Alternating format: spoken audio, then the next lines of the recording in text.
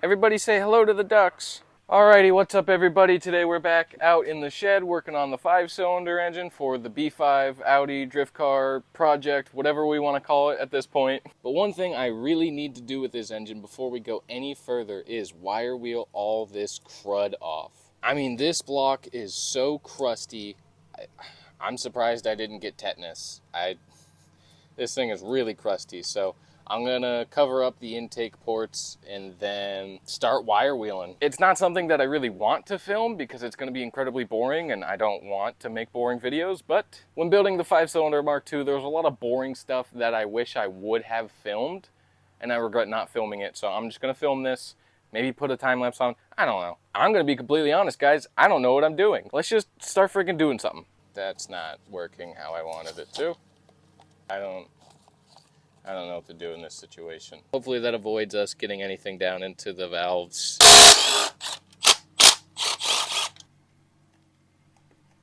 I was gonna say we're just gonna leave the thermostat housing like in there, but you know what? I'm not gonna be lazy on this engine. I'm gonna do it right, and if it makes me mad, then it makes me mad. Ready? Gonna pull really hard. We're having fun in our garage. We're having fun. Everything's going well. Time to figure out how to get this thing off. I'm assuming it just like slips onto the water pump. Intelligent moment coming up. I'm gonna hit it really hard with a hammer and see what happens. Hey, it worked. I might have broke the water pump, but that's all right. We were gonna get a new one anyway. That's fine. Didn't want to get a new one, but I figured, you know what, screw it. This should just kind of come out, but it's not. We're going to try the same thing. That works. All right, well, fun fact, hammers are good at getting things out of things that, I don't even know. Hammers are good at stuff. That'll work fine for now. That wasn't what I wanted. Damn it. Now, honestly, I'm not super worried about the back of the engine. I'll just do these little spots right here where like whatever was on here previously is starting to peel up. And then we'll just spray the back because it'll be covered by a nice turbo manifold, a nice turbo. Nobody will see it besides me, so let's strap up and get going to work. Honestly, I'm content with that, so here's what we're going to do. We're going to put the intake manifold back on. We're going to put the oil filter housing back on. We're going to put the water pump and the thermostat housing back on. Take it outside, and then pressure wash it, and then throw a layer of paint on it and call it good. Is it the right way to do things? No. But is it a way to do things? Yes. It saves time, it saves money, and ultimately it'll look better than it did before, so that's all I really care about. All right, so we got this thing wire wheeled to the point where I'm comfortable with how it looks. It'll like kind of, you know, if somebody's walking through the pits and they look underneath the hood of my car, they're gonna be like, oh, that doesn't look half bad. Again, we're not trying to win car shows. I just, you know, would have been upset with myself if I didn't take the time to wire wheel it and make it look pretty. So we're just putting makeup on the pig, baby. Don't forget to plug up your intake manifold. You don't want water going down in there. All right, let's spray her down.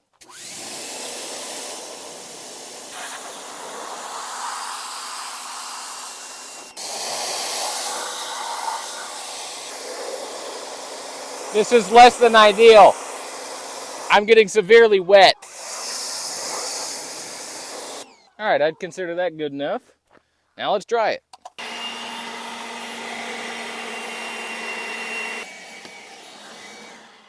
Ah, you dirty rapscallion. Well, now that I got to take a nice shower, I'm gonna go rinse off and then let that thing air dry. And then tomorrow, I'm gonna tape everything off and then hit it with some nice, beautiful looking paint. So we're finally back in action on the 5-cylinder and we are going to paint this thing. We're just gonna use some cheap spray paint that I got from Walmart because I'm ultimately not concerned on the aesthetics of the engine as far as like the block goes. I just didn't like how crusty it was. It was really bad. So I want to get just, you know, like a nice layer of paint down. And then for the timing components up here, this is cast aluminum. So maybe I'll just kind of get like an aluminum style spray paint. And then that way it'll look nice. Because on the Mark II, I spray painted everything black. And I kind of hate it. So we're going to start painting. Oh, and if you're judging me for wearing a respirator just for spray paint, just remember that I would rather look stupid for 10 minutes than have lung cancer when I'm 50. So wear your PPE. You're not like less cool if you don't. Safety is cool. A lot of this stuff is just gonna get sprayed right over. Like this crank pulley, I'm just gonna spray right over it because I'm not worried because we're getting a different one.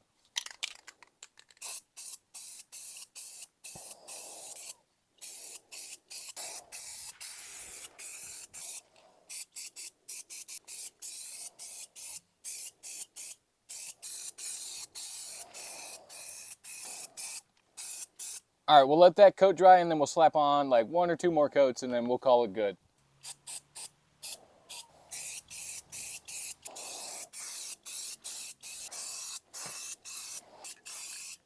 All right, we're gonna call that good because nobody else is gonna see it but me, and I don't care that much. So as we sit and wait for the paint to dry, I kind of wanted to do an overview of what this project is going to consist of, how long it's going to take, a certain timeline, and what you guys can expect from my videos. Let me get this straight. This project is going to take a while. The car that I'm currently sitting in is my 5-cylinder Mark II, and from start to somewhat finish, this car took me somewhere around 7 to 8 months to get it running and driving. Now, unless something drastically changes, like I hit the lotto or we start making big bucks from YouTube or whatever, the B5 cylinder project is going to take a lot longer than this. And if you guys are also new to this channel, I want to let you guys know that my day job, I'm a school teacher.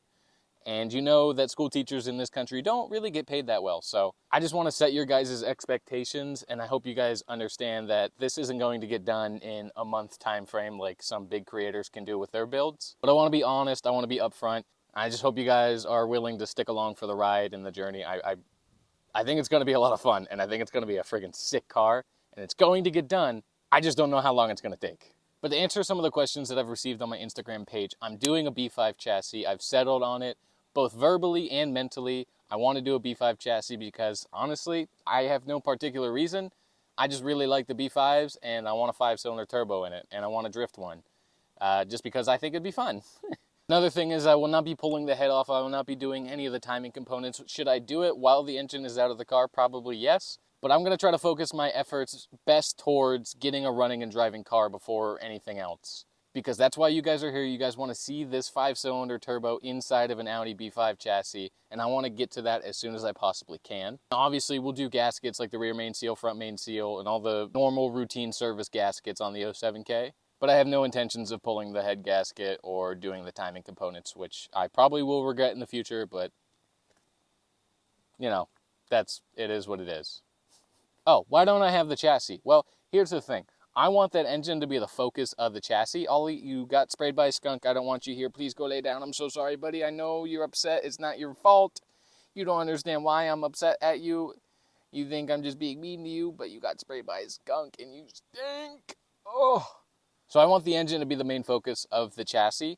Honestly, it's just kind of due to budget restraints. One thing that I did with this car that I really am really glad that I did is sanded and resprayed the bay. I would like to do that with this car just so we can kind of have that engine bay and the engine be like a focus piece of the chassis, just because I think it's a great looking engine. I think the B5 is a fantastic looking car. And if we can bring it all together and just build something absolutely beautiful yet functional, that's the goal. That's what I want. And also, people are smoking crack on Facebook Marketplace. People think their R-Title, blown engine, destroyed B5 S4 is worth $4,000.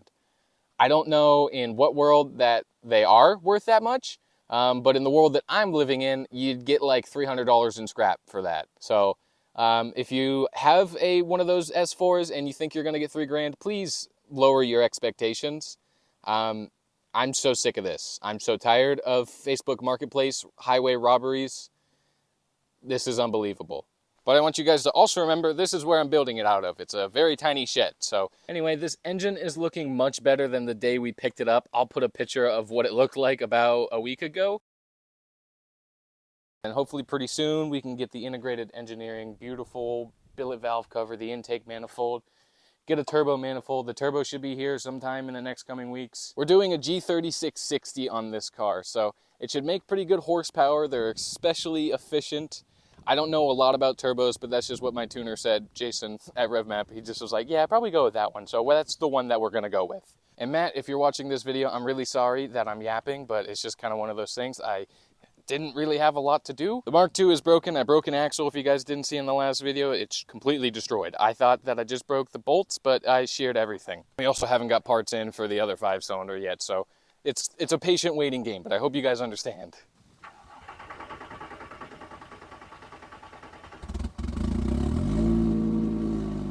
See, I should probably start this thing more often. It didn't want to start. Oh, that probably wasn't a good idea. The axle cup is currently not inside of the transmission.